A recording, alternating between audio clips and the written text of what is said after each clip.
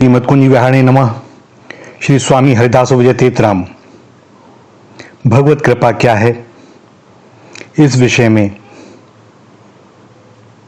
भक्तों, साधकों, गृहस्थों और सांसारिक विषय भोगों में आसक्त व्यक्तियों के हृदय में सदैव मतांतर रहता ही है, क्योंकि जैसी रुचि, जैसी इच्छा, जैसी कामना, यह संसार और भगवान वैसे ही दिखाई देते हैं। सांसारिक व्यक्तियों के लिए भगवत कृपा का अर्थ है धन धान्य, अचल संपत्ति और जितने भी विषय भोग हैं सबकी सहज में प्राप्ति, घूमना फिरना, बढ़िया खाना और एक अपने को रुचने वाला जीवन, और उसमें उत्तरोत्तर वृद्धि होती रहे विषय भोगों में भी, संपत्ति में भी। यह भी एक कामना बनी ही रहती है, क्योंकि एक अतृप्ति सांसारिक भोगों में कभी तृप्ति हो ही नहीं सकती, सो अतृप्ति का बना रहना स्वाभाविक है। आज मान लीजिए कोई छोटा सा फ्लैट है 2 कमरे का, जब वह मिल गया तो वह बड़ी भगवत कृपा है, लेकिन कुछ समय बाद वह छोटा लगने लगता है। अब कुछ बड़ा मिले, कृपा पूरी है नहीं, धीरे धीरे यह बात मन में आने लगती है, कृपा होती तो कुछ हो जाता और कुछ और बड़ा हो गया, अब कुछ और चाहिए। एक छोटी कार ले ली, वह सुख देने लगती है कितने दिन, थोड़े दिन बाद लगता है पड़ोसी की एक बढ़िया कार है, बड़ी कार है, वह होनी चाहिए कम से कम। उसके बाद में और कुछ आरामदेह। एक ही वस्तु है, लेकिन कुछ समय बाद वह सुख नहीं देती, क्योंकि भैया वास्तव में सुख इस संसार की किसी भी वस्तु में और पदार्थ में है ही नहीं। आनंद की प्राप्ति तो तभी होगी जब हम अपने मूल स्वरूप का ध्यान करेंगे, उनसे मिलने की चेष्टा करेंगे। यहां सुख कहां, आनंद कहां, दुखालय में सुख खोज रहे हैं। सो भगवत कृपा को जिस तरह से संसार दिखता है, उसके विपरीत एक भक्त के लिए जो भी परिस्थिति आ रही है, विकट से विकट परिस्थिति, उसमें भी उसे भगवत कृपा ही दिखाई देती है, क्योंकि उनके अतिरिक्त तो कोई है ही नहीं, और जब कोई है नहीं तो वह कृपा ही तो है। दूसरे, वे मंगल भवन अमंगलहारी हैं, वे हमारे अपने हैं, और हमारा अपना हमारे कल्याण के विषय में कैसे सोच सकता है। सो उन्होंने जो भी सोचा होगा मंगलमय ही होगा। आज भले ही कुछ दुखद और प्रतिकूल परिस्थितियां दिखाई दे रही हैं, लेकिन हैं वे मेरे कल्याण के लिए ही, मेरे मंगल के लिए ही। जिस प्रकार एक छोटे बच्चे को ज्वर होने पर मां उसे कड़वी दवा दे देती है, और बच्चे को उस समय मां शत्रु के समान नजर आती है, किंतु भैया जब 2 दिन बाद ज्वर उतरेगा, वह बच्चा अपनी उसी मां की गोद में खेलने लगेगा, उसे स्मरण भी न रहेगा। इसी प्रकार भगवान जो भी करते हैं हमारे कल्याण के लिए ही, हमें कुछ समझाने के लिए ही, हमारे लिए उपदेश करने के लिए ही, कोई ना कोई सूत्र हमें पकड़ाने के लिए ही, और इस संसार की निस्सारता को बताने के लिए ही। सो कभी भी यदि हमारे विषयों का हरण होता है, हमें मनचाही वस्तु नहीं मिलती, निश्चय ही यह समझना चाहिए कि भगवान की हम पर बहुत कृपा है। भगवान की कृपा का कोई एक रूप नहीं है, वह न मालूम कब किस रूप में प्रकट हो जाए। हम संसार के भोगों की, विषयों की, अनुकूल विषयों की प्राप्ति में जो भगवान की कृपा मानते हैं, यह भगवान की कृपा का एक अलग दर्शन है और एक प्रकार से असत दर्शन है। जबकि भगवान की कृपा निरंतर है, सब पर है, सब समय है। बल्कि जहां भगवान हमारे अनुकूल विषय भोगों का अपहरण करते हैं, विनाश करते हैं, वहां भगवान की कृपा विशेष होती है। जब व्यक्ति भगवान को भूल जाता है, उनकी अवहेलना करता है, जब वह अध्यात्म को, परमार्थ को सर्वथा भूलकर सांसारिक लौकिक स्वार्थ की सिद्धि में लग जाता है, तब भगवान कृपा करते हैं। जो पाप के प्रवाह में बह रहा हो, भगवान उसको प्रवाह से बचाने के लिए उसके ऐश्वर्य का, उसकी सफलता का बलात् अपहरण कर लेते हैं। जो वस्तु उसे अभिलेषित होती है उसे प्राप्त नहीं होते नहीं देते, और जो वस्तु उसे प्राप्त होती है और जिसके मुंह में वो फंसा रहता है उसे छीन लेते हैं या नष्ट कर देते हैं। यह मानभंग, यह ऐश्वर्यनाश भगवान की बड़ी कृपा से होता है। यदि कोई धन का होकर रह रहा हो तो भगवान चाहते हैं कि वह धन का ना होकर हमारा होकर रहे। उसका धन ऐश्वर्य सब कुछ भगवान ले लेते हैं। भगवान तो उसे सब समय अपनाना चाहते हैं, वे उसे अपनी गोद में लेना चाहते हैं, पर जब तक जगत उसे अपनाए हुए है और वह जगत को अपनाए हुए है तब तक मोह में ही रहता है। उसे यही लगता है कि मानो जगत ही हमारा है, तब तक उसे भ्रम ही रहता है मानो सारा संसार ही उसे प्यार करता है। वह जगत में चारों ओर हर किसी से आशा लगाए रहता है और उसमें फूल कर वह भगवान को भूल जाता है। जगत का प्रेम, जगत की ममता, जगत का बंधन प्रगाढ़ और विस्तृत होता चला जाता है। भगवान उसे बार बार दिखाते हैं कि तुम्हारे साथ प्रेम करने वाला, तुम्हें अपना मानने वाला, तुम्हें आश्रय देने वाला मेरे अतिरिक्त कोई स्थिति, कोई अवस्था, कोई प्राणी और कोई संबंधी है ही नहीं। भैया, यह सब धोखा है। आप इस धोखे को समझ लें, इसलिए भगवान ऐसी स्थिति उत्पन्न करते हैं। लोग कहते हैं हमें इनसे बड़ा प्रेम है, और इस दास का जीवन ऐसी बहुत सी बातों को देखते हुए निकला है, अनुभव से निकला है। किसी के घर किसी की मृत्यु हो जाती है, वह इतना रोता है, इतना छटपटाता है, अरे इनके बिना मेरा क्या होगा। चारों तरफ के लोग आ जाते हैं, पड़ोसी आ जाते हैं, सब कहते हैं भैया बहुत समय हो गया, अब इन्हें ले चलना चाहिए अंतिम स्थली तक। लेकिन परिवार के लोग बार बार उस देह को पकड़कर रोने लगते हैं कि अब हमारा क्या होगा। भैया, जिस देह को तुमने अपना मान रखा था वह देह तो अब भी यही है। तो वह कौन था जिसे अपना मान रखा था? उस देह के अंदर जो चेतन तत्व था, जो परमात्मा का अंश था, वह आपका अपना था। किंतु हमसे भूल यही होती है कि हम देह को अपना मान लेते हैं। तो देह तो अब भी है, अब क्यों नहीं अपना मान रहे? कई बार कुछ कटु शब्द इस दास के मुख से भी निकल जाते हैं कि भाई, किसी परिवार में यदि ऐसा हो और मान लीजिए पड़ोसी और उसके मित्रगण उस देह को वहीं छोड़कर चले जाएं कि नहीं तुम नहीं चाहते तो हम नहीं ले जाते, अब आप सोचें क्या स्थिति होगी। कुछ समय बाद वे ही परिवारजन कहेंगे कि भैया इन्हें लेकर के जाओ, क्योंकि प्रेम जिससे था वो इसमें है नहीं, वह इस देह में नहीं है। अब इस देह ये विकृत है, ये भयावह हो रही है, इससे हमें भय पैदा हो रहा है। अब आप देखिए, एक समय प्रेम था, अब वहां नहीं बैठा जा रहा। यह संसार की स्थिति है। तो भूल यह नहीं हुई, भूल यह है कि उस देह में जो विराजमान था वास्तव में हमें उस चेतन तत्व से प्रेम था। और यही होता है, अगर चेतन को ही तत्व माना होता तो बिल्कुल विषाद की कोई विशेष बात है ही नहीं। किसी के भी गुजर जाने से किसी का गुजारा रुकता नहीं। इस दास का संपूर्ण जीवन अब तक का ऐसा ही निकला है। हर घर में मृत्यु हुई है, हर घर में एक बार ऐसा लगा अब क्या होगा। कभी मैंने ऐसा नहीं देखा कि उस परिवार के लोगों ने खाना ना खाया हो, वस्त्र ना पहने हो और उनका आगे का गृहस्थ जीवन न चला हो। कई बार तो बहुत अच्छा चलते देखा है। भैया, वह जो था ना वह निमित्त ही था, करने वाला कोई और है। पहले वह माध्यम था, आज कोई और माध्यम बनेगा, कोई ना कोई बनेगा, क्योंकि संसार का सारा सबका भार का ठेका उन्हीं के पास है, वही चला रही हैं इसको। हम भले ही अपनी लाठी गिरिराज पर्वत में लगा लें, पर वह उनकी उंगली पर ही विराजमान है, सारा बोझ उन्हीं पर है।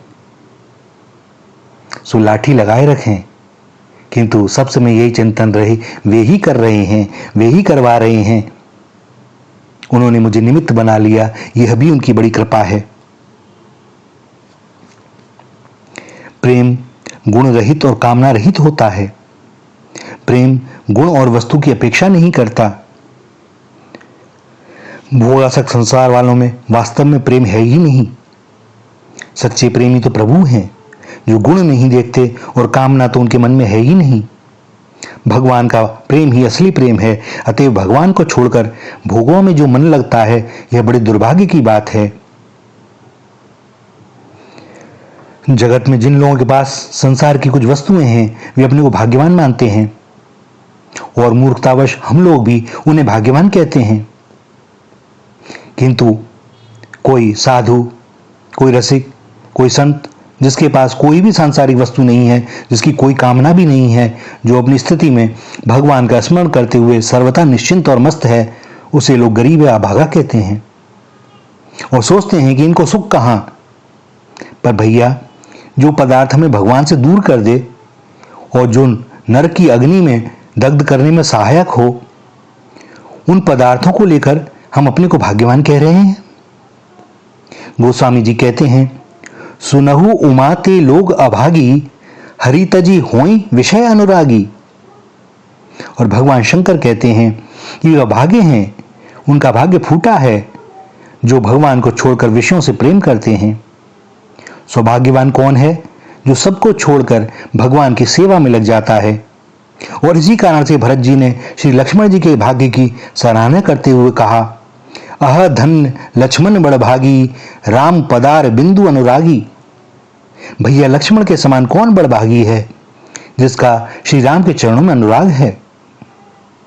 गोसाई जी कहते हैं, रमा विलास राम अनुरागी, तजत बमन जिमि जन बड़भागी। रमा के वैभव को जो राम अनुरागी जन वमन के समान त्याग देते हैं, वे बड़े बड़भागी हैं। भोग रूप से तो लक्ष्मी अलक्ष्मी के रूप में, दुर्भाग्य के रूप में ही रहती हैं। उस दुर्भाग्य के रूप को दूर करने के लिए भगवान कृपा करते हैं और कृपा करके हमने जिसे सौभाग्य मान रखा है, उसको हर लेते हैं। भगवान के प्रेम को हरने वाली संपूर्ण चीजों को भगवान हर लेते हैं, दूर कर देते हैं। मान गया, धन गया, यश गया, प्रतिष्ठा गई, सब कुछ चला गया। अब व्यक्ति रोने लगता है, छटपटाने लगता है, पर उस समय दया में प्रभु मुस्कुराने लगते हैं, हंसने लगते हैं, यह मेरा प्यारा बच्चा विपत्ति से बच गया। जिसे हम संपत्ति मानते हैं, वास्तव में देखा जाए तो वह विपत्ति ही है। विपदौ नैव विपदः, संपदौ नैव संपदः, विपद विस्मरणम विष्णु, संपन्न नारायण स्मृति ही। जगत की विपत्ति विपत्ति नहीं है, जगत की संपत्ति संपत्ति नहीं है। भगवान का स्मरण ही विपत्ति है और भगवान का स्मरण ही संपत्ति है। गोस्वामी तुलसीदास जी कहते हैं, कह हनुमंत विपत्ति प्रभु सोई, जब तब सुमिरन भजन न होई।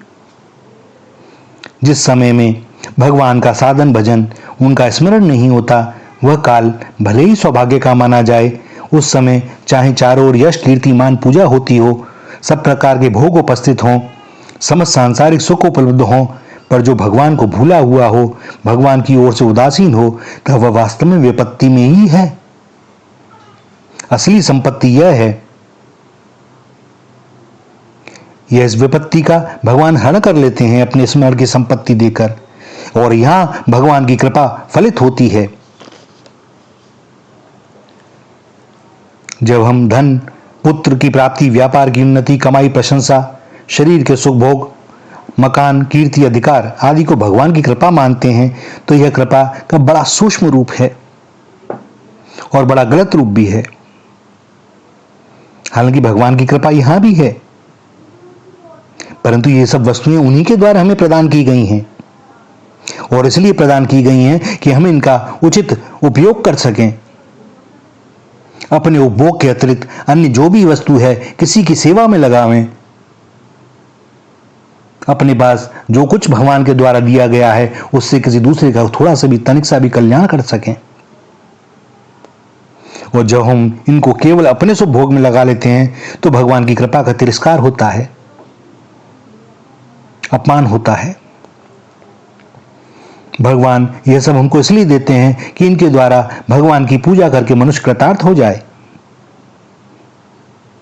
पर ऐसा ना करके व्यक्ति इनका स्वामी बन जाता है और भगवान को भूल जाता है।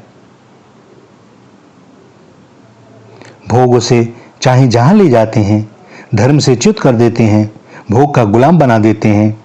इसीलिए भगवान ने भोगों को दुख योनि कहा है। जहां भोगों की गुलामी है वहां भगवान की कृपा कैसे हो सकती है? भगवान की कृपा तो वहां आती है जहां सारी गुलामी छूटकर भगवान की दास्ता मिल जाए।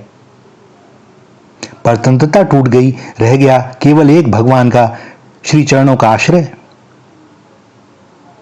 वहीं होता है भगवान की कृपा का प्राकट्य। जितनी जितनी भोगों की वृद्धि होगी उतनी उतनी दास्ता बढ़ती है। जिसकी जितनी बड़ी ख्याति है, बड़ी कीर्ति है, उसकी उतनी ही अधिक बदनामी होती है। इसलिए भोग बाहुल्य भगवान की कृपा का लक्षण नहीं है। भगवान की कृपा तो वहां होती है जहां भगवान का प्रेम है और भगवत चरणों में अनुराग है। तुलसीदास जी कहते हैं, जाके प्रीना राम वे देही, तजिए ताहि कोटि बैरिसम, यद्यपि परम स्नेही। तजियो पिता प्रहलाद विभीषण, बंधु भरत महतारी, बलि गुरु तजियो कंत ब्रज बनितनि, भेजग मंगलकारी। जिसको भगवान सीताराम प्यारे नहीं है, वे यदि प्यारे से प्यारे हों, परम स्नेही हों, तब भी वे त्याज्य हैं। यदि हम किसी के माता पिता, भाई, गुरु, स्वामी हैं, तो हमारा कर्तव्य है कि हम उन्हें भगवान में लगाने का प्रयास करें, न कि उन्हें नरकों में पहुंचाने का प्रबंध कर दें। वह पिता पिता नहीं है, माता माता नहीं है, भाई भाई नहीं है, गुरु गुरु नहीं है, और वह देवता देवता नहीं है जो भगवान से हटाकर हमें भोगों में लगा दे। गोसाई जी कहते हैं, तुलसी सो सब भांति परम, हित पूज्य प्रांते प्यारो, जाते होए सने राम पद, ये तो मतो हमारो। भैया, वही परम हितैषी है, वही परम पूज्य है, वही प्राणों का प्यारा है, जिससे श्री राम के चरणों में स्नेह बढ़े। यह हमारा निश्चित मत है। भगवान में मन लगे, भोगों से मन हटे। वास्तव में भोग को प्रोत्साहन देना व्यक्ति को बिगाड़ना है, बुरे मार्ग में लगाना है। ऐसे मार्ग में लगा देने से मानो उसके साथ शत्रुता ही की। ऐसी कोई वस्तु किसी व्यक्ति को दे दें कि वो भगवान को भूल जाए। अमृत भूलकर किसी को विष दे दें तो वह कैसा मित्र है? उसका मुंह ऊपर से ही मीठा है, भीतर उसके हलाल भरा हुआ है। मित्र तो वह है जो हमें सुधार दे। विषय भोग में लगाने वाला मित्र कदापि मित्र नहीं हो सकता। जहर भरे दूध में घड़े के सदृश ऊपर से मीठे बोलकर विषयों में लगाने वाले मित्रों को छोड़ देने में ही कल्याण है। संसार के विषय भोग ठीक ऐसे ही हैं। वे देखने में अमृत लगते हैं, पर परिणाम में विषी सिद्ध होते हैं। परिणाम में विष में माता पिता, गुरु, भाई, मित्र किसी को दूध बताकर विष दे दें, उसका उपकार करना ही नहीं, यह तो उसका नाश करना ही है। अतएव उन्हें स्पष्ट बता देना चाहिए कि भैया इस विष से बचो, यह मार देगा, यह नरकों में डाल देगा। पर यह कहने का अधिकार बनता तभी है जब हम स्वयं इससे बचे हुए हों। मुख्य बात यही है कि भोगों की प्राप्ति, भोगों की स्पृहा, भोगों को प्राप्त करने की कामना, घर, मकान, कार, अधिकार, पद, व्यक्ति, नौकर, यह मेरे आगे पीछे चलें, यह सब कामना और यह सब देखकर मन का ललचाना, यह नरक ही रूप है। ते नर नरक रूप जीवित जग, भव कंजन पद विमुख अभागी। इसलिए वे अभागे हैं, उनका जीवन नरक रूप है। संसार के इन प्रलोभनी वस्तुओं को दे देना, इनमें लगा देना, इनमें आकर्षण उत्पन्न कर देना, इनकी महत्ता बताना, यह हितकर नहीं है। ऐसा करना तो उनके साथ वैर करना है। जिनके पास ये सामग्रियां हैं, उनको भी इनकी बुराइयां बता ही देनी चाहिए। भगवान की कृपा का आश्रय करें और भगवान की कृपा जब जिस रूप में आए स्वागत करें। यदि वह कृपा हमारा मान भंग करने वाली हो, हमारी कीर्ति को नष्ट करने वाली हो, संसार से हमें हटाने वाली हो, तब यह समझना चाहिए कि भगवान का सानिध्य प्राप्त होने वाला है। संसार का नियम है, यह संसार तभी तक पकड़ता है जब तक उसे आपसे कुछ मिलता रहे। बूढ़े माता पिता को भी लोग कहते हैं कि भगवान सुन लें तो अच्छा है, अर्थात अब ये चल जाएं तो सुख रहे। जगत के भोग किसी के नहीं हैं, किसी का यथार्थ प्रेम नहीं है। धन में, मान में, कीर्ति में कहीं भी सुख नहीं है। केवल जो आत्मा है, जो हमारा अपना स्वरूप है, जो सदा हमारे साथ है, इस शरीर के नष्ट होने पर भी हमारे साथ रहेगा, भैया सुख उसी में है। ये धन, कीर्ति और मान का सुख उधार लिया हुआ मिथ्या सुख है। हम इन्हें सुख मान लेते हैं, ये हमारी बड़ी भूल है। भोगों का नाश हो तो दुखी ना हो और अपने को परम सौभाग्यशाली माने। उसमें सहज सुहृद श्री भगवान की कृपा का अनुभव हो। भगवान हमारे नित्य सुहृद हैं, वे कभी कृपा करना जानते ही नहीं। सो जो भी हो रहा है वह अच्छा ही हो रहा है, हमारे कल्याण के लिए ही हो रहा है। हम अपने कर्तव्य कर्म से च्युत ना हों और सदैव भगवान की कृपा की ओर हमारी दृष्टि बनी रहे। कितनी भी प्रतिकूल परिस्थिति क्यों ना हो, हमारी भगवान से प्रार्थना रहे कि भगवान हमको सत्य देखना आ जाए, हमको मालूम पड़ जाए कि इस नकारात्मक परिस्थिति में भी हमारा मंगल ही छिपा हुआ है और वह आप ही कर रहे हो। कृतज्ञता का भाव सदा व्याप्त रहे। और बात वही कि जो भी हो रहा है उनकी कृपा से ही हो रहा है। यह बात केवल कहने तक ना रह जाए कि भैया उनके बिना तो पत्ता तक नहीं हिलता। मेरा आपकी कृपा से सब काम हो रहा है, करते हो तुम कन्हैया, मेरा नाम हो रहा है। यह केवल भजन गाने के लिए ना हो, दूसरों को सुनाने के लिए ना हो, हमारे आचरण में हो। और जब आचरण में उतरेगा ना, परिदृश्य बदल जाएगा। फिर जो बातें अनुभव होंगी बस गूंगे का गुड़ होगा।